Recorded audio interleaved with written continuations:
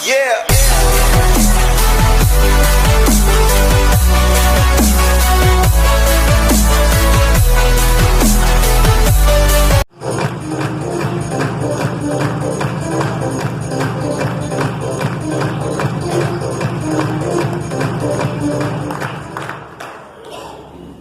साथियों नमस्कार। जिम्मेवारी दी गई है वो है इसका मार्केटिंग प्लान, और प्लान के लिए तो 10 से 15 मिनट आपका लेना चाहूंगा, दे सकते हैं? उससे पहले अगर आपकी जेब में एक छोटा सा मोबाइल है उसे आप वाइब्रेशन पे कर लें, और ज्यादा जरूरी ना हो तो स्विच ऑफ भी कर सकते हैं। ठीक है सर? क्योंकि आरसी बिजनेस की क्या योजना है, क्या प्लान है, उसके बारे में आपसे चर्चा करूंगा।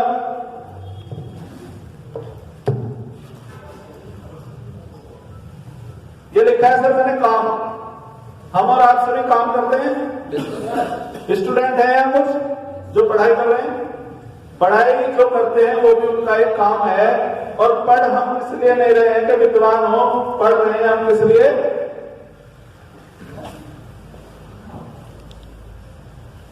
पैसे के लिए। इंसान काम करता है पैसे के लिए, और इस पैसे को कमाता है किस लिए? खर्च करने के लिए। ये 3 शब्द नहीं है, ये आदमी की पूरी जिंदगी है। काम पैसा खर्चा, काम पैसा खर्चा। अब यदि वो खर्च करता है तो हम थोड़ा अपने आप को चेक करें, हम कहां करते हैं सर? जरूरत पे, अपनी जरूरतों पे खर्चा करते हैं। जरूरत से कुछ बचता है तो हम करते हैं बचत, और बचत से कुछ बचता है तो हम करते हैं शौक। जितने लोग हम यहाँ हैं, कुछ लोगों को छोड़ के, उनके काम करने से इतना पैसा आता है कि उनके खर्चे की जरूरतें ही पूरी हो पाती हैं।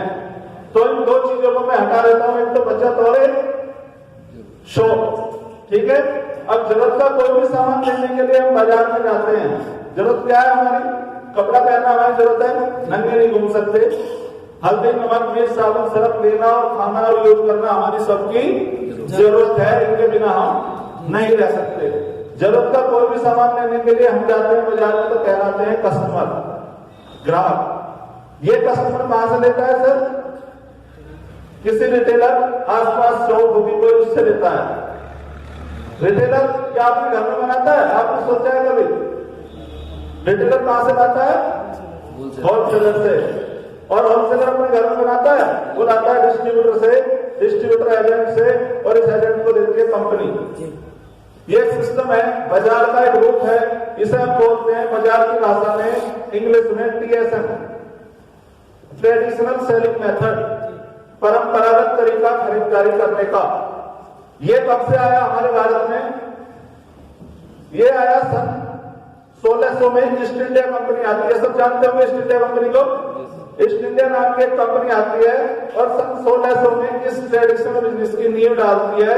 इससे पहले भी एक बाजार हमारे हिंदुस्तान में हुआ करता था, IXM, इंटर एक्सचेंज मार्केट, वस्तुओं का आपस में आदान प्रदान। सऊदी अरब से लोग यहाँ आते थे, यहाँ से खाने के सामान लेके जाते थे, और हीरे जवाहरात यहाँ लेके जाते थे। जब तक ये बिजनेस IXM था, तब तक हिंदुस्तान का, पूरे विश्व में हिंदुस्तान को सोने की चिड़िया कहा जाता था, क्योंकि 38% हिस्सेदारी हमारी विश्व बाजार में होती थी।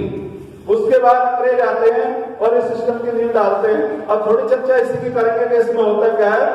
एक कंपनी होती है, वो गांवों से, शहरों से रॉ मटेरियल इकट्ठा करती है, असेंबल करती है 5 रुपए में, और यहाँ पहुंचता है 10 रुपए में। बीच में 50% पैसा बढ़ जाता है, क्योंकि ये कोई भी फ्री में काम नहीं करते। अगर 10% ये लेता है, 10 ये लेता है, 10 ये लेता है, और 10 ये लेता है, तो ये होता है 40% पैसा जो हमारा आप कमाते हैं और इनके पास चला जाता है। लेकिन इस ट्रेडिशनल बिजनेस में एक खूबसूरत चीज और आती है, जिसे आप और हम सभी जानते हैं। किसी भी वस्तु को बताने के लिए, क्या इन 5 लोगों में से कोई हमारे घर आया आज तक? नहीं। क्या ये सामान हमने बनाया, इसे ले लो? रिटेलर आया, भैया हम इसे देख लें, इसे ले लो? नहीं। कंपनी और एजेंट मिलकर कराते हैं एड।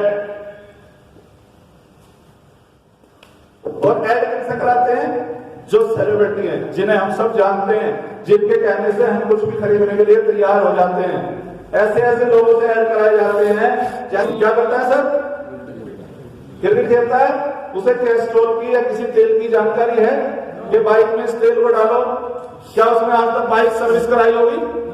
कभी सर्विस कराने गया होगा? लेकिन वो भी तेल बताता है टीवी पर आके कि इस तेल को बाइक में डालो, सबसे अच्छा तेल है। अभी एक कलाकार है ऋतिक, सब जानते हैं, ड्यू पीता है, माउंटेन एवरेस्ट की चोटी फतेह करता है।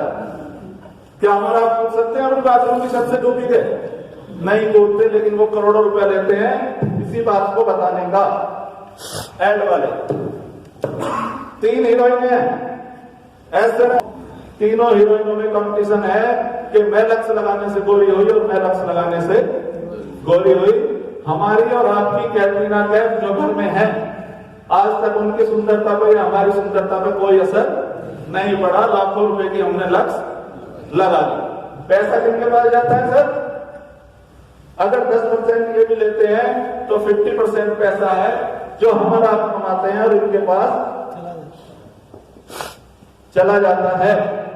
इस 50% पैसे को हम एक उदाहरण से और समझ सकते हैं। कुछ लोग यहाँ हैं जो इस उदाहरण को और समझने की कोशिश करेंगे। 20 वर्ष तक हम जितने लोग हैं यहाँ पर, किसी ने अपने घर को कमा के नहीं दिया, सिर्फ खर्च कराते हैं 20 सालों तक। अगर 20 साल खर्च करवाने के बाद 40 साल कोई काम करता है, क्योंकि 60 साल एवरेज उम्र है काम करने की, 60 साल के बाद रिटायरमेंट।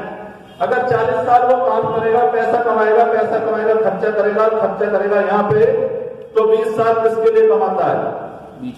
इन बीच वालों के लिए कमाता है, क्योंकि 20 साल वो अपने बीवी बच्चों के लिए काम करता है, 20 साल इन बीच वालों के लिए काम करता है। इसलिए कभी इसके पास गाड़ी नहीं आ पाती। इन सबके पास गाड़ी मिलेगी, इनके सबके बच्चे विदेशों में पढ़ते हुए मिलेंगे, अच्छे स्कूलों में पढ़ते हुए मिलेंगे, और ये कलाकार विदेशों में शूटिंग करते मिलेंगे। ठीक है, अब ये 50% पैसा, ये 20 वर्ष यदि आप वापस चाहते हैं, लेने चाहिए नहीं? लेने चाहिए नहीं? ये हो सकता है डायरेक्ट सेलिंग मेथड में। इसमें क्या होता है, company to customer, company direct customer को सामान पहुंचाती है। और डायरेक्ट सेलिंग में अगर हिंदुस्तान की एक वो बता रहा हूं मैं, लगभग 2000 से ज्यादा कंपनियां हैं जो काम कर रही हैं। वो ज्यादा प्रॉफिट अपने पास रखती हैं और कम प्रॉफिट ग्राहक को देती हैं। अब डायरेक्ट सेलिंग की जिस कंपनी के बारे में बात कर रहे हैं, इसका नाम है फैशन शूटिंग प्राइवेट लिमिटेड। क्या नाम है सर कंपनी का? Fashion shooting private limited. यह स्थापित है राजस्थान भीलवाड़ा में। देश की कंपनी है, ठीक है। 1977 से कपड़ा बनाती थी। क्या बनाती थी सर? 1977 से कपड़े का व्यापार था, और ये इसी तरीके से अपना कपड़ा बेचते थे। लेकिन सन 2000 में एक घटना इनके मालिक के साथ घटती है। इनकी मशीनें चल रही हैं और इनके पास बाजार से वापस पैसा नहीं आ रहा है। तो बहुत सारी कंपनी आपने सर्वे कराती है, आपने सुना होगा कि ये कंपनी सर्वे करा रही है। वो सर्वे कराती है कि हमारे पास मार्केट से रिटर्न क्यों नहीं आ रहा, हम बराबर माल बेच रहे हैं। ठीक है, जब ये सर्वे कराते हैं, इनके मालिक का नाम है श्री टीसी छावड़ा। एक बार जोरदार टीसी छावड़ा ने सर्वे कराया और पाया कि हमने 1 लाख मीटर कपड़ा बनाया, लेकिन मार्केट में 2 लाख मीटर 2.5 लाख मीटर हमारे नाम से कपड़ा पड़ा है। तो इनको सोचने के लिए मजबूर होना पड़ा कि हम तो असली बना के भेज रहे हैं और इसे नकली मिल रहा है। हम भेज रहे हैं असली बना के। कोई भी कंपनी अपना प्रोडक्ट नकली नहीं बनाती, लेकिन इस ग्राहक को सब कंपनियों का माल नकली मिल जाएगा। ठीक है, अब इन्होंने क्या किया सन 2000 में कि हम डायरेक्ट सेलिंग की शुरुआत करते हैं। सन 2000 में डीएसएम की शुरुआत करते हैं, डायरेक्ट सेलिंग की, और नाम देते हैं आरसीएम। आरसीएम कंपनी नहीं है सर, आरसीएम सोच है, विचार है। इसकी फुल फॉर्म होती है राइट कॉन्सेप्ट मार्केटिंग, खरीदारी का सही तरीका। अब खरीदारी का सही तरीका सर ये है, जहां आपको नकली सामान मिल रहा है, या आप डायरेक्ट कंपनी की दुकान से माल लेते हैं तो माल असली मिलेगा नकली? रेट सस्ता मिलेगा महंगा? प्रोडक्ट का वेट ज्यादा मिलेगा या कम? ज्यादा मिलेगा। ये सारी चीजें आपको यहाँ पे मिलेंगी। यही पीसी छावड़ा जी ने इस ग्राफ के बारे में सोचा और डायरेक्ट सेलिंग की शुरुआत राइट कॉन्सेप्ट मार्केटिंग के नाम से की। कंपनी का क्या नाम है? आज भी फैशन शूटिंग प्राइवेट लिमिटेड ही है। बहुत से लोग कहते हैं कि आरसीएम कंपनी है। कंपनी आरसीएम नहीं है, आरसीएम एक ब्रांड है। जैसे हमारे जितने भी ब्रांड आते हैं आरसीएम के नाम से आते हैं। अब इससे जुड़ने के लिए सन 2016 में गाइडलाइन बन गई है, सरकार द्वारा मान्यता प्राप्त बिजनेस है। पहले तो इस बात के लिए आप एक बार जोरदार ताली बजाएं।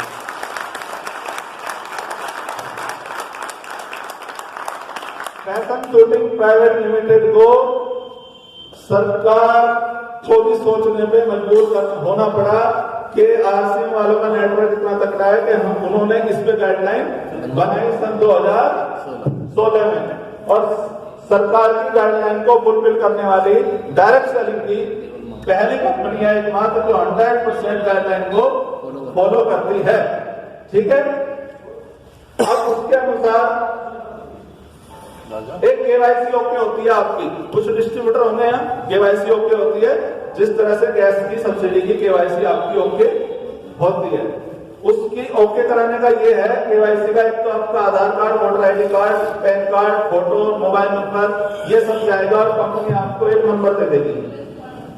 क्योंकि आपके नाम के बहुत सारे लोग हिंदुस्तान में है, कंपनी नाम से नहीं जानेगी, आपको नंबर से जानेगी।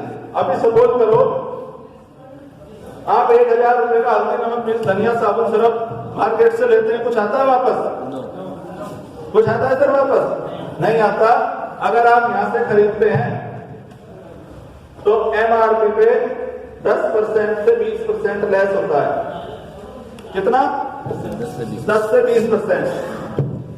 और इस 1000 रुपए में उसका 10% से 32% आपको बैंक अकाउंट में रिफंड देती है वापस। आज तक जहां से हमने खरीदा, हमारे बाप दादाओं ने भी खरीदा, हमने भी खरीदा था, आरसीएम नहीं था उससे पहले। अगर हम उस दुकान पर जाकर कहें कि हमें 2% का हिस्सेदार बना ले, तो बना देगा कोई? यहाँ आप खरीदारी करने से 45% के पार्टनर बनते हैं। ये मिलता है सबको कितना? 10 से 20% एमआरपी पे और 10 से 32% बिजनेस वॉल्यूम का, 3% से 8% मिलती है रॉयल्टी इनकम और 1% से 5% मिलता है टेक्निकल। रुपया कितना होता है? 45%। 10 से 32% और 10 से 20% के लिए यदि बचत लगाएं तो 1000 रुपए के सामान पर लगभग 350 से 400 रुपए बचते हैं सर। छोटी बचत ही बड़ी हो जाती है एक दिन। अगर 400 रुपए महीना भी आपके घर के खर्चे से बचते हैं तो एक साल में 4800 रुपए बैठते हैं। और गुणा करना हमारे आने वाले 50 सालों में कितने बैठेंगे। ठीक है। एक आम इंसान अपने पूरे जीवन में राशन और कपड़े का खर्चा 1.5 से 2 करोड़ रुपए का है। अगर उस 1.5 से 2 करोड़ से मैं कहता हूं 32% भी नहीं आता, अगर उस 1.5 से 2 करोड़ का 10% भी आपको मिलता है तो 60 साल के बाद आपके बैंक अकाउंट में 15 से 20 लाख रुपए होंगे। थोड़े बहुत है, तो ताली बजाओ एक बार।